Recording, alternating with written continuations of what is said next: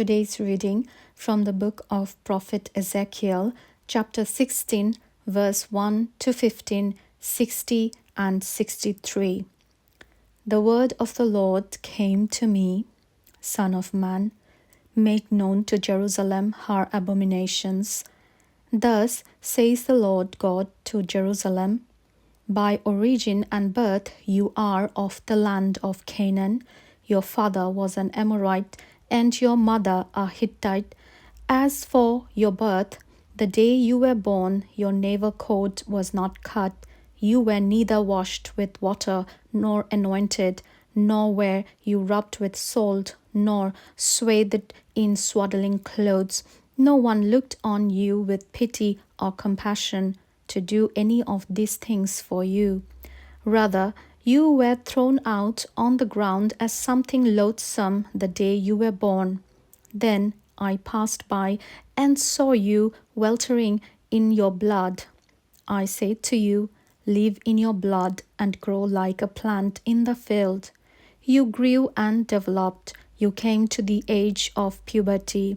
Your breasts were formed, your hair had grown, but you were still stark naked. Again, I passed by you and saw that you were now old enough for love. So I spread the corner of my cloak over you to cover your nakedness. I swore an oath to you and entered into a covenant with you. You became mine, says the Lord God. Then I bathed you with water, washed away your blood, and anointed you with oil. I clothed you with an embroidered gown, put sandals of fine leather on your feet. I gave you a fine linen sash and silk robes to wear. I adorned you with jewelry. I put bracelets on your arms, a necklace about your neck, a ring in your nose, pendants in your ears, and a glorious diadem upon your head. Thus you were adorned with gold and silver. Your garments were of fine linen, silk, and embroidered cloth. Fine flour, honey, and oil were your food. You were exceedingly beautiful, with the dignity of a queen. You were renowned among the nations for your beauty, perfect as it was, because of my splendor which I had bestowed on you, says the Lord God. But you were captivated by your beauty. You used your renown to make yourself a harlot, and you lavished your harlotry on every passerby, whose own you became. Yet I will remember the covenant I made with you when you were a girl, and I will set up an everlasting covenant with you, that you may remember and be covered with confusion, and that you may be utterly silenced for shame when I pardon you for all you have done, says the Lord God. This is the word of the Lord. Thanks be to God. আজকের Bible পাঠ ভাববাদী এজেকিয়েলের গ্রন্থ অধ্যায় 16, 1 থেকে 15 পদ, 60 এবং 63 পদ। তখন প্রভুর বাক্য আমার কাছে এলো। তিনি বললেন, মনুষ্য সন্তান, জেরুজালেমের লোকরা যে সমস্ত ঘৃণিত কাজ করেছে সে সম্বন্ধে তাদের বলো। তুমি অবশ্যই বলবে, প্রভু, আমার সদাপ্রভু জেরুজালেমকে এইসব কথা বলেন, তোমার দিকে দেখো, তুমি জন্মেছিলে কানানে, তোমার বাবা ছিলেন ইমোরীয়, তোমার মা হিত্তিয়া। জেরুজালেম, যেদিন তোমার জন্ম হয়, তোমার নাড়ি কাটার জন্য কোনো জায়গা ছিল না।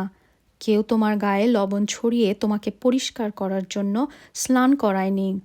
কেউ তোমায় কাপড়ে মোড়ায়নি। জেরুজালেম, তুমি সম্পূর্ণ একা ছিলে। কেউ তোমায় তোর জন্য দুঃখ বোধ করেনি, তোমার যত্নও নেয়নি। জেরুজালেম, তোমার জন্মদিনে তোমার পিতামাতা তোমাকে খেতে ছুঁড়ে ফেলে দিয়েছিল। তারা এরকম করেছিল কারণ তারা তোমাকে ঘৃণা করত। তখন আমি, ঈশ্বর, সেখান দিয়ে যাচ্ছিলাম। আমি তোমার রক্তের মধ্যে ছটফট করতে দেখলাম। তুমি রক্তে ঢাকা ছিলে, কিন্তু আমি বললাম, বাঁচো। হ্যাঁ, তুমি রক্তে ঢাকা ছিলে, কিন্তু আমি বললাম, বাঁচো। আমি তোমাকে মাঠের গাছের মতো বেড়ে উঠতে সাহায্য করলাম। তুমি বাড়লে, বেড়ে উঠে একজন যুবতী হলে। তোমার মাসিক হতে লাগলো, স্তন দুটি বেড়ে উঠল, চুল বড় হলো।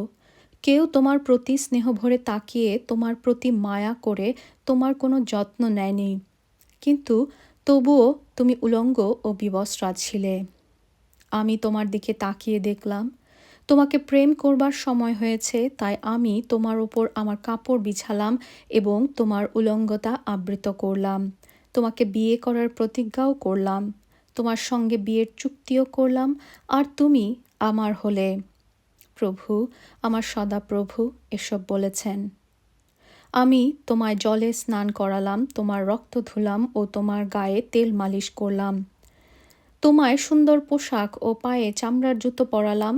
আমি তোমার মাথায় মশিনার পট্টি ও সিল্কের মাথা ঢাকা দিলাম। তারপর তোমায় কিছু অলংকার দিলাম, তোমার হাতে বালা ও গলায় হার দিলাম। তোমার নাকে দিলাম নথ, কানে দুল আর সুন্দর মুকুটও পরতে দিলাম।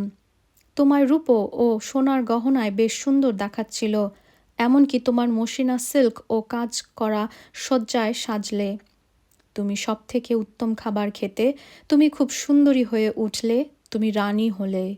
তোমার রূপের জন্যে তুমি হলে বিখ্যাত, কারণ আমি তোমায় সুন্দরী করেছিলাম। প্রভু, আমার সদাপ্রভু এইসব কথা বলেছিলেন। ঈশ্বর বললেন, কিন্তু তুমি তোমার সৌন্দর্যের ওপর নির্ভর করতে শুরু করলে, তোমার সুনাম ব্যবহার করতে শুরু করলে ও আমার প্রতি অবিশ্বস্ত হলে।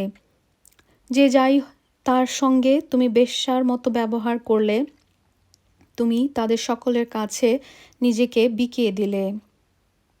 কিন্তু তোমার যৌবনের সময় যে চুক্তি হয়েছিল তা আমি স্মরণে রেখেছি।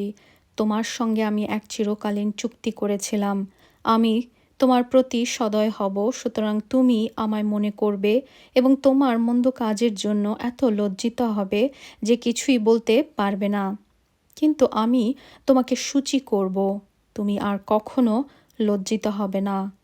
প্রভু, আমার সদাপ্রভুই এই কথা বলেন। এই হলো প্রভুর মঙ্গলময় বাণী। ঈশ্বর প্রভু, তোমার ধন্যবাদ করি।